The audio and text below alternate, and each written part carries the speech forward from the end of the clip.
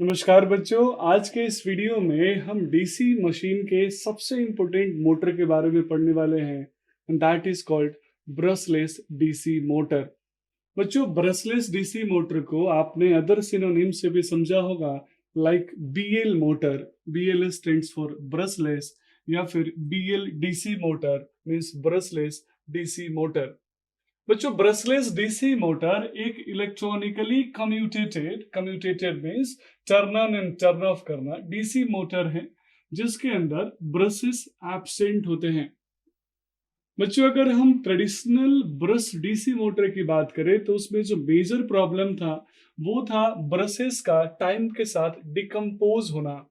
Brushes जैसे जैसे energy को एक्सचेंज करते थे वो डिकम्पोज होते थे, डिके होते थे, और वहां पे स्पार्क की प्रॉब्लम क्रिएट होती थी। और प्रॉपर अगर टीयरिंग नहीं किया, मेंटेनेंस नहीं किया, रिप्लेसमेंट नहीं किया तो फाइनली मेरा आउटपुट मिलना यानी ब्रश का ऑपरेशन स्टॉप हो जाता था। तो इस तरीके से मोटर काम नहीं करता था। इस प्रॉब्लम को दूर करने के लिए हमने ब्रशलेस ऑपरेटिंग सिस्टम को डेवलप किया। अब चलिए मैं आपको एक जिम्मेदारी देता हूं कि अगर मैं ब्रश को हटाना चाहता हूं तो आप इमेजिन करके बताइए कि मुझे उसके सर्किट अरेंजमेंट में, उस डिवाइस के अरेंजमेंट में क्या चेंजेस करने पड़ेंगे। और उसी चेंजेस के बिहाफ में हमने सबसे पहला चेंज किया कि यहाँ पे रोटर मैंने परमानेंट मैग्नेट यूज किया। यानी परमानेंट मैग्नेट रोटर मैंने बनाया जिसमें रोटर के परमानेंट मैग्नेटिक पोल्स फिक्स होंगे। परमानेंट मैग्नेटिक पोल्स फिक्स होने की वजह से जस्ट इमेजिन, एक पोल नॉर्थ है, एक पोल साउथ है, यानी यहाँ रोटर जो कि magnetically permanent magnetically fix system है, वही स्टेटर यानी जो स्टेशनरी पार्ट है वो इलेक्ट्रोमैग्नेट एक्साइटेड मोटर होगा। यानी वहां मैं स्विचिंग ऑपरेशन करके उस स्टैटिक पार्ट को एक्साइट करूंगा, इनर्जाइज्ड करूंगा। जस्ट टेक फॉर एग्जाम्पल, अगर मैं किसी इलेक्ट्रोमैग्नेट को एक्साइट करता हूँ, इनर्जाइज करता हूँ, तो उसके अंदर मैग्नेटिक लाइंस डेवलप होती हैं, वो मैग्नेटाइज होता है और मैग्नेटिक पोल्स डेवलप करता है।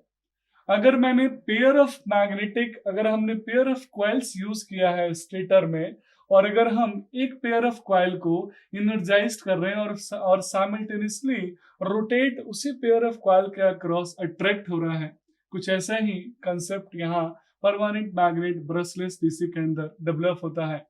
यानी परमानेंट मैग्नेट यानी ब्रशलेस डीसी मोटर के अंदर परमानेंट मैग्नेट और इलेक्ट्रोमैग्नेट के बीच में इंटरेक्शन होता है, और इसी इंटरेक्शन की वजह से रोटरी पार्ट यानी जो मेरा परमानेंट मैग्नेट रोटर है वो रोटेट होता है। अब ये वर्क कैसे करता है आइए समझते हैं। मेरे स्टेटर के जो एक्साइटिंग कॉइल्स है उसमें मैंने एक पेयर ऑफ कॉइल को एनर्जाइज्ड किया। Just take for example, a dice को मैंने एनर्जाइज्ड किया।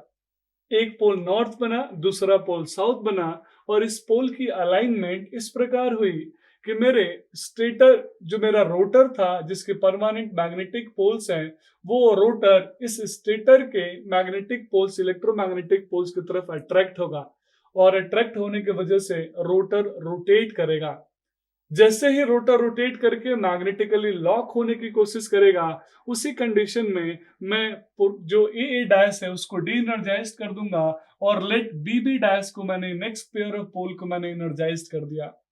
जैसे ही नेक्स्ट पेयर ऑफ पोल को मैंने एनर्जाइज किया, रोटर अपने इनर्शिया की वजह से कंटिन्यूअस रोटेशन करते रहेगा, और इस प्रकार से वो अपनी ऑपरेशंस को कंप्लीट करेगा, रोटेशन को कंप्लीट करेगा। अगर मेरे पास 3 पेयर ऑफ कॉइल है तो बी के बाद में सी, और फिर वापस ए, इस तरीके से एनर्जाइज करते रहूंगा, स्विचिंग ऑपरेशंस परफॉर्म करते रहूंगा, और मेरा रोटर रोटेट होती रहेगा। बच्चों, अच्छी बात यह है कि हमने यहाँ रोटर को परमानेंट मैग्नेट बनाया है तो हमें ब्रशेस की जरूरत नहीं है, और इसलिए हम इसको ब्रशलेस डीसी मोटर बोलते हैं।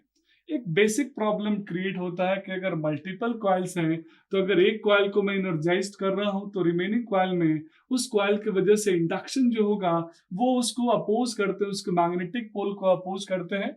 तो आप इसको लेंज लॉ से भी समझ सकते हो, और समझ सकते हैं कि कैसे हम क्विक एक्साइटेशंस को चेंज करके हम इस प्रॉब्लम को ओवरकम कर सकते हैं। अगर मैं इस ब्रशलेस डीसी मोटर के ऑपरेटिंग प्रिंसिपल को लेमन टर्म में समझाऊं तो मुझे एक स्टोरी याद आती है जिसमें एक गधे के सिर के सामने एक गाजर बांध दिया गया एक डंडे में, और गधा उस गाजर को खाने के लिए आगे बढ़ता है, लेकिन गधे को ये नहीं पता कि उस डंडे से गाजर भी आगे बढ़ेगा। तो गाजर और गधा दोनों एक साथ आगे बढ़ते हैं, कभी भी गधा उस गाजर को खा नहीं पाता। सेम ऐसा ही इमेजिन कीजिए, वो जो गाजर है वो स्टेटर है और जो गधा है जिसको चलना है वो रोटर है। सेम ऐसे ही जैसे परमानेंट मैग्नेटिक पोल्स यानी रोटर कोशिश करता है स्टेटर के इलेक्ट्रोमैग्नेटिक टेम्पोररी पोल के साथ अलाइन होना, लॉक होना, लेकिन जैसे ही वो पहुंचता है हम नेक्स्ट पेयर ऑफ पोल को एनर्जाइज कर देते हैं और इस प्रकार वो कभी भी मैग्नेटिकली लॉक नहीं हो पाता। प्रॉब्लम यहाँ आता है कि हम कैसे एग्जैक्ट पोजीशन आइडेंटिफाई करेंगे रोटर और स्टेटर के इनर्जाइजेशन के बीच में। तो रोटर के एग्जैक्ट पोजीशन को आइडेंटिफाई करने के लिए यहाँ हम इलेक्ट्रॉनिक कंट्रोलर सिस्टम डेवलप करते हैं, सेंसर लगाते हैं ताकि रोटर का एग्जैक्ट लोकेशन मुझे पता चल जाए और उसी के अकॉर्डिंग मैं उसको इनर्जाइज कर दूं। And this sensor is called hall effect sensor.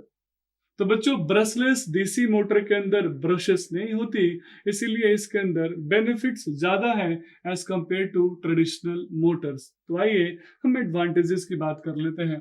Brushless DC motor के अंदर लॉसेस नहीं है, ब्रश की एब्सेंस है, इसीलिए उसके अंदर एनर्जी लॉस मिनिमम होगा, एफिशिएंसी अच्छी होगी, नॉइसेस नहीं होंगे, यानी हाई स्पीड ऑपरेशन हम आसानी से परफॉर्म कर सकते हैं। ब्रश के एब्सेंस की वजह से किसी भी प्रकार का कम्यूटेशन प्रॉब्लम नहीं होगा, किसी भी प्रकार की स्पार्किंग नहीं होगी। साथ में स्टेटर और रोटर में हम देख सकते हैं कैसे रोटर परमानेंट मैग्नेट है, तो मुझे उसको बार बार एनर्जाइज करने की भी जरूरत नहीं पड़ती है। तो ब्रशलेस डीसी मोटर इन्हीं क्वालिटीज की वजह से ज्यादा फेमस है। कुछ डिसएडवांटेजेस भी हैं साथ में। पहला डिसएडवांटेज है कॉस्ट। अगर आप आज के टाइम में ब्रशलेस डीसी मोटर का एप्लीकेशन देखेंगे तो इलेक्ट्रिक व्हीकल के साथ साथ आपके जो ड्रोन्स है वहां ब्रशलेस डीसी मोटर को हम यूज कर रहे हैं।